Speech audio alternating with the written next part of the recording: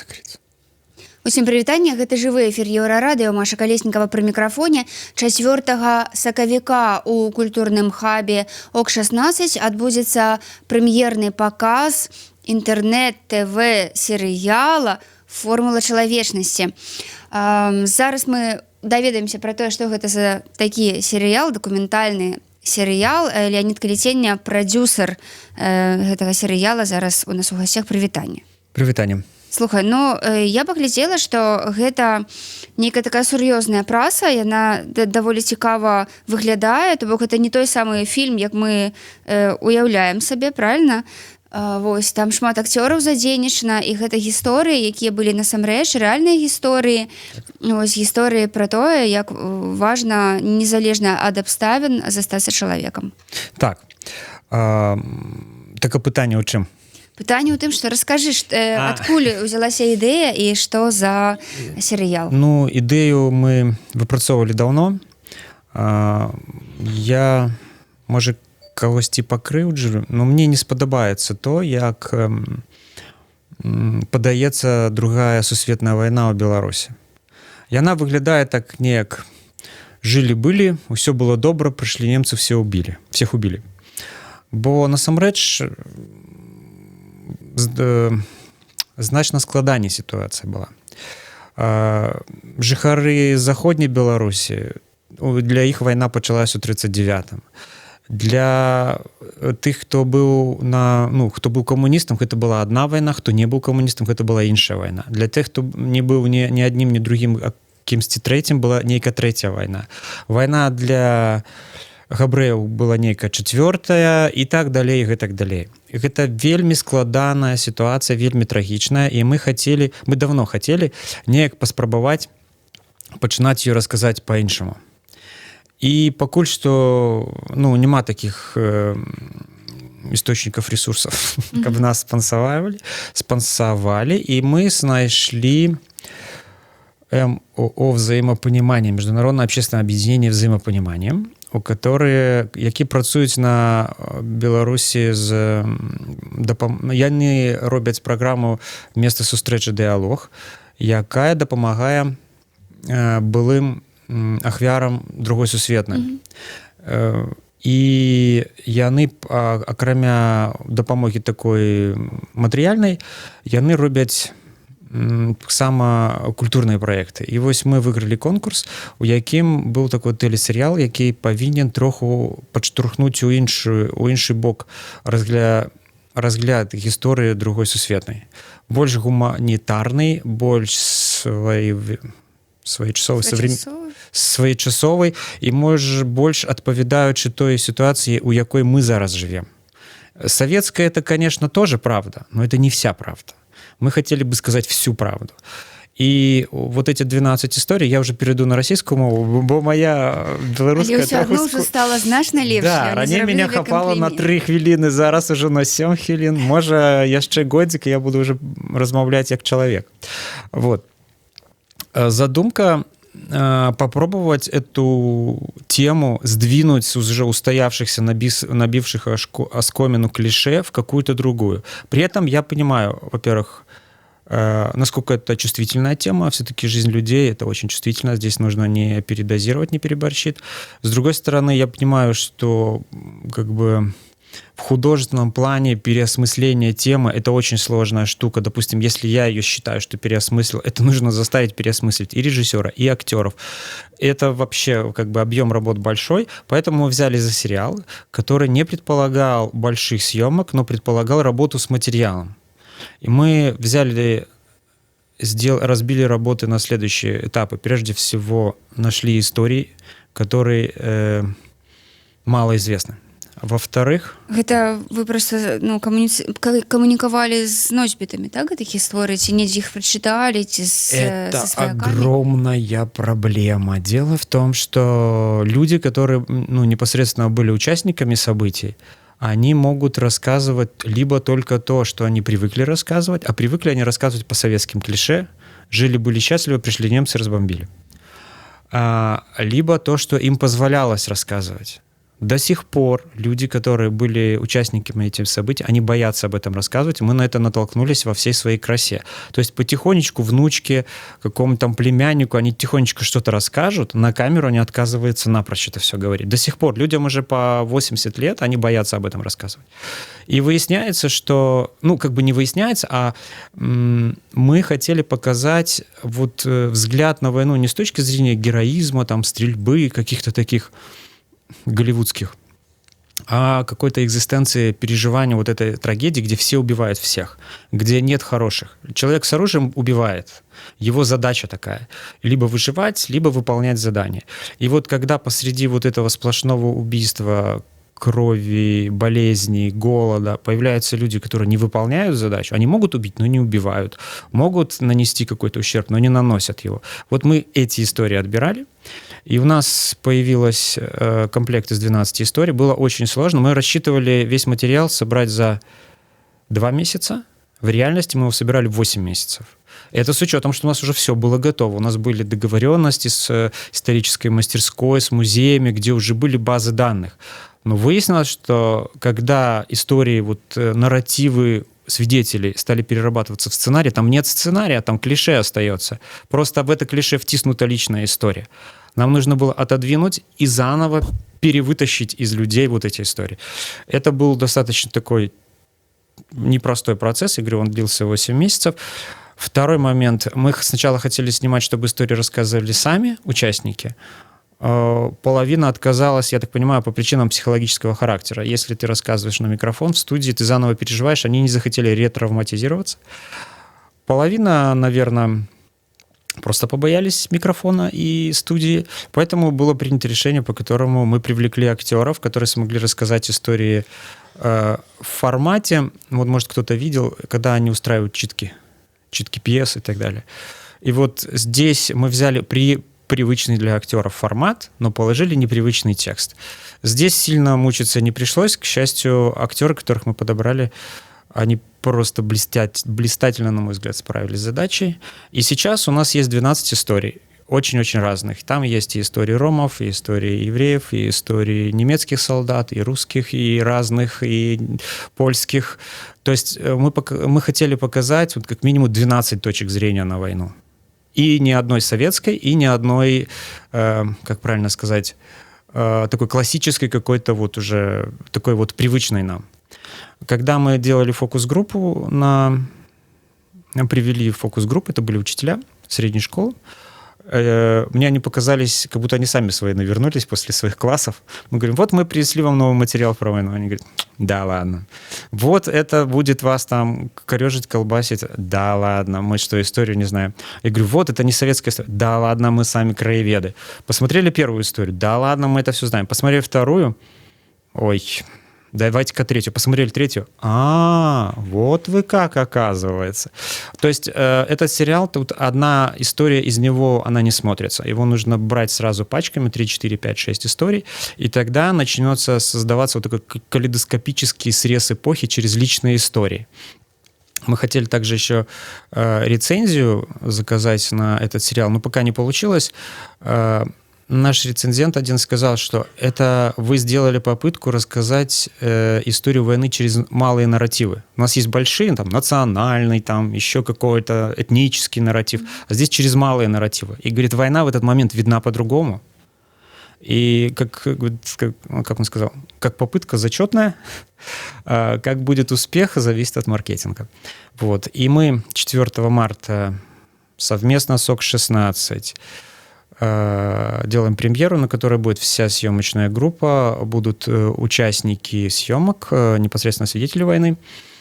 Ну, будет еще много чего интересного. Будет дискуссия, будет показ, будет, я надеюсь, для экспертов, либо тех, кто интересуется темой войны, обсуждение, как нужно подавать войну, чтобы не героизировать трагедию, не плодить вот это желание, стремление молодого поколения к смерти. То есть нам нужен подвиг, там эпоха ушла, негде подвиг совершить. Помимо подвигов там очень много как бы неприятных моментов. И еще один есть момент. Обратите внимание на плакат. Дизайнер плаката Тамер Малак. Это фотохудожник белорусский, но он вообще сириец.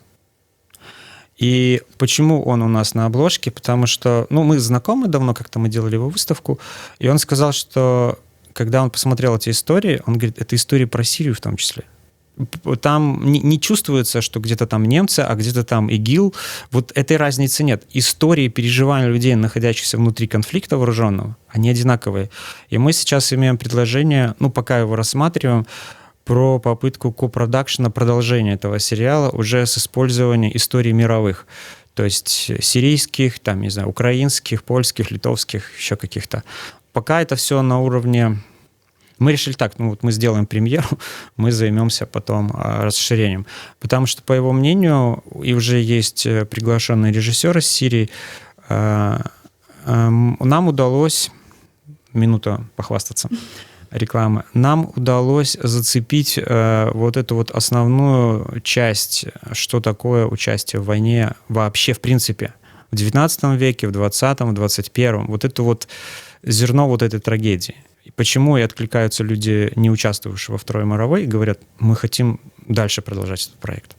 Поэтому для белорусов, несмотря на все коронавирусы, мне кажется, это был бы очень полезным экспириенсом попробовать, что это такое, что у нас получилось. Я нагадаю, што гость сённяшняга жывога эфіру Еўрарадыё кінапрадзюсар Леонид Каліценя 4 сакавіка у прасторы культурнай ОК-16 адбудзецца прэм'ерны паказ інтэрнэт-ТВ серыяла «Формула чалавечнасці». Гэта дакументальны цыкл, заснаваны на рэальных падзеях. Слухай, я так разумею, што 12 серый, так? 12 гісторый, 12 серый яны доўгія па працягласці? По 8 хвілін. То бок агульна колькі увесь... Там где-то около 1,5 гадзіны. Ага, то бок у прынцыпе можна разглядаць гэта не як серыял, так, а гэта ўсё ж як фільм, які можа у тым ліку быць прадстаўлены на фестывалях. На мой погляд, калі гэта будзе такое нейкае тэатральна-эксперыментальнае кіно, таму што з тым бюджэтам, што мы малі, і з той глыбінёй, якую мы паспрабавалі зацягнуць гледача, я думаю, это не совсем кино. Это стык интернет-роликов, театральных и технологий анимационных и телевизионных технологий. То есть это такой микс-фьюжн. И получился ли наш коктейль вкусным? Уже зрителю судить надо. Але якія ёсць думкі пра тое, як вы будзеце прадстаўляць гэта, зразумела, прэм'ерны паказ, а далей дзе яго можна будзе паглядзець? На премьерном показе мы публикуем первые 3 или, может, 4 ролика. Посмотрим еще. А потом ко дню 9 мая, наверное, мы опубликуем іншую частку, апошнюю частку. Мы сейчас мы прислали первое предложение одному из ТВ-каналов на распаўсюд. Мы будем сами распространять. Если ТВ-каналы не проявят заинтересованность, мы будем продвигать через YouTube и Facebook. И еще есть направление, мы его собираемся... Пока про успешность говорить рано, но вроде так сначала выглядит перспективно. Эти ролики вполне могут быть использованы как внешкольный образовательный материал для эссе, для каких-то дискуссий со школьниками. Чем он хорош? Первое. На эти ролики нет ответов, они только созданы. Соответственно, скачать решебник или скачать эссе по ним невозможно. Второе. Истории взяты не из книжек, не из существующих историй, а из реальной жизни. Соответственно, это будет анализ... Это как разговор с человеком. Одно дело, когда писатель переработал, другое дело, когда практически живые истории просто сделаны в приемлемом формате. И третье, мы когда делали фокус-группу с учителями, они сказали, а где вывод? Я говорю, а у этих роликов нет выводов. Вывод каждый формирует относительно себя, относительно своей позиции, относительно своего мироощущения. И это все такие наши... сейчас штука, над которой я буду думать. Все говорят, где выводы, где какие-то там подсуммования.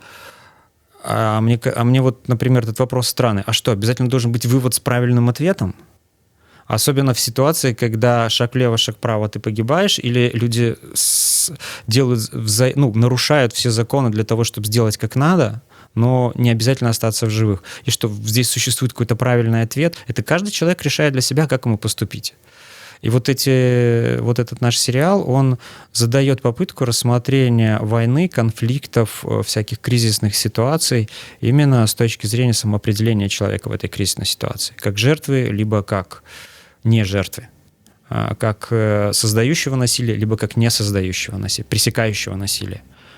Вот это главная штука. То есть эти ролики призваны заставить задуматься. Я думаю, для школьников, когда у нас... я читаю очень много критики про школьную систему, где всегда вот есть много объектов для критики. Эти ролики не имеют ни ответов, ни каких-то... Они вне всех шаблонов, и если учителя и преподаватели истории найдут для себя возможность применить их в образовательном процессе, тогда я буду считать, что мы вообще молодцы. Мэта дасягнута. Угу. Леонід Каліценя, кінапрадзюсар, сьогодні гость жывога эфіру Еўрарадыё. Лёня, ты вось літаральна ўчора? Ці калі? Учора? Позаўчора. Вярнуўся з Берлінале. Зараз у Берліне працягваецца 70-й па ліку берлінскі кінафестываль. Адзін з самых крутых у свеце. Увогуле, як уражанне, ты першы раз там быў? Я на Берлинале, да, первый раз. Впечатление... Знаете, вот представьте себе, что человек живет в деревне, ходит в сельпо, и он там видит 3-4 сорта конфет. А потом он приезжает в супермаркет и видит 444 сорта конфет. Вот приблизительно такие впечатления. Это как дитё в конфетном магазине. Сколько? 4500 участников. Это только если по людям считать. По компаниям около 1500 участников. Все продают кино, покупают кино, рекламируют кино, продвигают кино, сериалы, документальное, экспериментальное, любое. Все, что можно представить. Наверное, кроме порнографии. Любые темы, любые географические какие-то там особенности, историческое. В общем, это такая вселенная кино, куда можно погрузиться на 5 дней, и ты всем интересен, даже если у меня было сначала такое ощущение, мы тут боремся, 2-3 проблемы решить не можем, а их с выходом на мировой рынок будет 200-300. И мне казалось, что это сугубо наши белорусские проблемы, никому не интересные, это заблуждение. Сажусь в шаттл ехать на следующий этап рынка, со мной садятся 2 китайские девушки, к счастью, не чихают, и какой-то молодой человек. Ты откуда? Беларусь. Что делаешь? Привез полнометражный фильм документальный, ищу сейлзов. Мы сейлзы, давай визитку. Я говорю, это же Беларусь, а вы Китай. Нормально. Я говорю, у нас такая-то тема про современную молодежь и вот это глобальные все эти идеи, политкорректность и так далее. То, что нужно, отлично, давай сюда. То есть мы всем там интересны. Я имею в виду не всем. То есть нам нужно найти свой сектор, свою субъектность, которая будет другим интересна. Наши соседи интересны, наши темы интересны. То есть, например, со мной была Дарья Юркевич, режиссер. Она нашла себе партнеров под проект про Чернобыль. Хотя мне казалось, что мы уже, по-моему, все, что про Чернобыль можно было... Больше после сериала. Уже после сериала. Ничего подобного, пожалуйста, можно тиражировать дальше.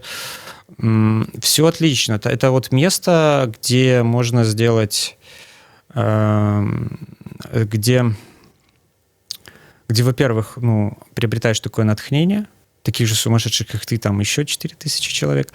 А во-вторых, контент нужен. Очевидно, нужен, что он. Другой вопрос. Формы, содержание, способы коммуникации с субподрядчиками. Вот это все еще, конечно, будет после фестиваля работа.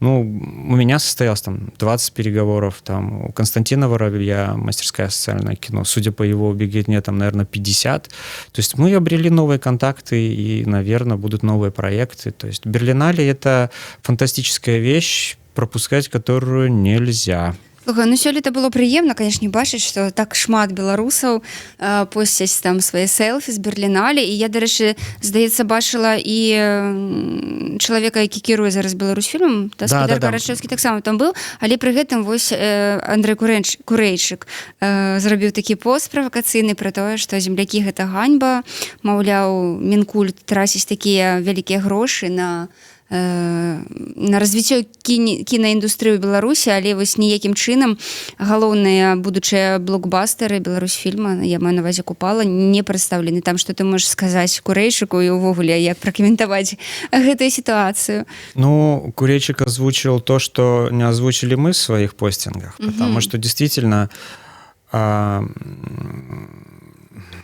понимаете, мировой кинорынок, когда я говорю, что мы кому-то интересны, мы-то интересны, но одновременно интересны и литовцы, и поляки, и украинцы. Выиграть в этом соревновании нельзя поодиночке. Это командная игра.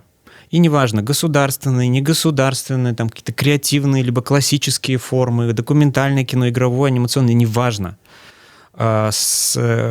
Мы нуждаемся, вот, ну, белорусы, как белорусскость, вот если ощущать белорусскость как культурную какую-то такую платформу, в какой-то командной игре. Друг другу мы конкуренты, но именно нашу продукцию от Купалы до, я не знаю, какого-нибудь самодеятельных экспериментальных работ студентов. Все это можно продавать, представлять, продавать либо за деньги, либо показывать, знакомить публику. И это можно делать только в командной работе. Да, приехали 20 белорусов, но это была вот такая партизанская... Каждый пошел по своей траектории. Крачевский по своей, Калитеня по своей, Константин Воробей по своей, Курейчик по своей. Мы... Даша... Дарья Мелькович по своей. Мы все встречались. Юркевич по своей. И вот не было вот этой командной работы. Естественно, это... ну, не сказать выбешивало, но это вселяло большое разочарование. Наличие стенда, общей какой-то повестки, какой-то вечеринки, какого-то специального показа позволяет увеличить наше КПД в разы. Поодиночке я могу провести 20 встреч, ну там 50. А, например, специальный показ, даже не своего фильма, он притягивает десятки, даже сотни потенциальных партнеров, которые ищут, но просто не знают, что то, что они ищут, находится здесь. То есть реклама страны, реклама кинематографа именно своего, она не может делаться поособку так вот, разбежались там и все. Это заведомо проигрышно. Мы всегда будем тогда на вторых-третьих ролях. Ведь смотрите, что мы имеем сегодня. Лучший наш документалист, ну, из молодой волны Андрей Кутила работает фактически на польский кинематограф. Потому что польский институт, там польские продюсеры и так далее. Лучший фильм, один из лучших фильмов прошлого года Алексея Полуяна, он работает на немецкий кинематограф. Ольга Чайковская, Воля Филмс зарегистрирован как субъект Эстонии. И я могу дальше перечислять. Тот же Курейчик большую часть своей творческой карьеры проводит в России через российские проекты. То есть он работает на российский кинематограф. Влада Синькова сейчас учится в Польше. Она будет на кого работать? На Беларусь или тоже на Польшу? То есть если мы не создаем вот эту платформу, наши авторы разбегаются, мы их теряем. То есть получается, что Беларусь своими талантами начинает кормить соседей. Да, мы, допустим, еще не имеем той степени развития, чтобы прямо вот прийти и покорить все Берлинале. Но нужно начинать с каких-то шагов. И нам нужны вот эти командные шаги. Не то, что нам всех объединить, причесать под одну расческу и выдать там каким-то там строем. Нет, все это разнообразие пусть остается. Но какая-то платформа, Беларусь должна представлена как страна. И тогда эффект от наших усилий на Берлинале будет, ну, раз в 3-4 больше. И наши авторы не будут разбегаться. Потому что там та же Даша Юркевич, она всю работу на Берлинале вела с французскими продюсерами, а не со мной. Потому что у нас практически это звучит следующим образом. Для того, чтобы мне заключить контракт там, с французами или с немцами, мне нужно получить хотя бы какую-то небольшую стартовую сумму от национального кинофонда. А в Беларуси нет кинофонда. И мы бегаем просто как партизаны. Там, естественно, это приводит к определенной фрустрации и к такому злому настроению. У всех есть, а мы что, дурнее, что ли? У африканцев есть. Уже даже некоторые области России, как там Якутия, отдельно выставили свои стенды. И только Беларусь, как будто, как правильно заметил Костя Воробей, белорусы живут так, как будто у них есть еще одна запасная жизнь. В другой жизни мы уже сделаем кинофонд и снимем хорошее кино. Не будет этого. Нужно делать сейчас. Поэтому я понимаю, почему такой эмоциональный пост у Курейчика, потому что Курейчик хочет работать и зарабатывать и продвигать белорусское кино, а не российское. А у него нет возможности. Ну вот, как это, давайте создадим инфраструктурную возможность, чтобы авторы работали на славу и на прибыль Беларуси, ибо авторов есть, фильмов есть. Давайте немножко пошевелиться, потому что скорость, с которой производятся культурные реформы, эти структурные реформы в Минкульте, они уже не то что раздражают, они уже просто как-то вводят в определенную депрессию всех. Уже никто не верит. Ты прапановваеш гэта стварыць менавіта на базе Мінкульта? Ты кажаш, давайте створым. Ці хто гэта Я мусіць говорю, зрабіць? что нужно совместно с Минкультом, совместно с гильдией продюсеров, может быть, совместно еще с какой-то организацией, учредить фильмовый фонд. Он может по-разному называться. В разных странах есть разные системы. Нужно договориться, хотя бы какую-то систему, в конце концов, принять как первую. Ее можно потом выкинуть, сделать другую, это не важно. Но с чего-то начать. Нужен фильмофонд. Нужно продвижение белорусской культурной, там, не только спадщины, но и Беларуси как культурной державы себя, хотя бы на Берлинале. Но это не только Берлинале, есть же еще кинорынки, например, там, в Москве, в Польше, в Чехословакии, в Чехии, тот же самый Вильнюс. Везде наша продукция, на региональном, на разном уровне нужно страну представлять, фильмы показывать, и подтянутся партнеры. Схема работает следующим образом. Я могу показать статистику, там, я не знаю, все без разницы, что по Литве, что по Казахстану, что по Кыргызстану. Вкладываешь 4-5 миллионов, получаешь 40-50 миллионов. Нам что, есть много вариантов индустрии, где можно так зарабатывать? Прямо валяются. Это не молоко с какими-то там, с другой продукцией, которая имеет там маржинальность там 10-15, там 5%. Высокорискованный культурный бизнес позволяет делать очень высокие выигрыши, но только не в одном проекте. Нужно формировать пакет проектов. Их должно быть много, и тогда проигрышные и выигрышные в сумме дадут определенный доход. То есть культура перестанет быть убыточным. И мы все еще рассматриваем кино как способ поделить деньги. А их нужно не делить, а инвестировать. Естественно, мы все злимся. Куречик просто больше всех. Сценарист ему. Слухай, але гэтыя размовы, яны ж уже ідуць колькі гадоў. Ці ёсць нейкія зрухі, на твой погляд? Зрух простецкий. То, что приехало в этом году 20 белорусов, означает, что интуитивно готовы все. И Карачевский, и Калитеня, и Куречик, и Воробей. Все готовы. Другой вопрос, что на следующий год стенд будет организован белорусский либо независимыми продюсерами, либо с участием Минкульта. Если Минкульт хочет дальше получать на себя вот эти все шишки, ради бога. Если немножко подштрухнуться и пошевелиться, и сделать конкурс, там, не обязательно, чтобы Минкульт лично, там, чиновники должны что-то организовывать. Это делается достаточно простым способом. Организуется тендер, выигрывается предложение, согласовывается с гильдией продюсеров там, стиль, формат, размер, и едем и начинаем работать. Это все просто. Eins, zwei, drei, как говорят наши немецкие коллеги. Практиш, квадратиш, гуд. Берешь, делаешь первый шаг, второй, третий, четвертый, приезжаешь на Берлинале, начинаешь торговать. Начинаешь находить партнеров, начинаешь выигрывать. И так год за годом. Если киргизы начали, якуты начали, сколько можно белорусам сидеть? Это же уже надоело. Я просто говорю, фильмофонд не должен быть государственным. Он просто не успеет за вот этими изменениями рынка. Совместно государственное плюс негосударственное можно учредить институт, а дальше увидим. Понадобится, как в Израиле, фонд продвижения кино. У них для продвижения кино сделан отдельный фонд. Для экспериментального кино сделан отдельный фонд. Может, и нам так надо будет сделать. Будет ли у нас такая же политика, как во Франции, с высокой степенью защиты рынка, там, с большими инвестициями, или будет какая-то другая? Но это все вот этот фонд может формировать. А сейчас кино как бы ничье. То, что государственные структуры заботятся только о государственном, независимые заботятся только о своем. И каждый о своем, а совместного нет. Поэтому мы проигрываем. К диалогу ніколи не бывает? Нет, бывают все эти заседания, но это мы уже заседаем 3 года. Вот next, что дальше? Нужно... смотрите, мое мнение такое. Гильдия продюсеров в следующий год будет делать. Маленький либо большой. Но делать будет. Если Минкульт подтянется, мы будем очень за. Не подтянется, как говорится, тогда не обижайтесь. Слухай, канешне, зараз тут на павестцы дня яшчэ і фільм Купала, і вось гэтая ўся сітуацыя з ім, і Курэйчык таксама ў сваім гэтым гучным паведамленні грамадскасці кажа пра тое, што вось фільм не будзе паказаны не ў Еўропе, не ў Расіі, маўляў, навошта тады былі патрачаныя такія вялікія грошы.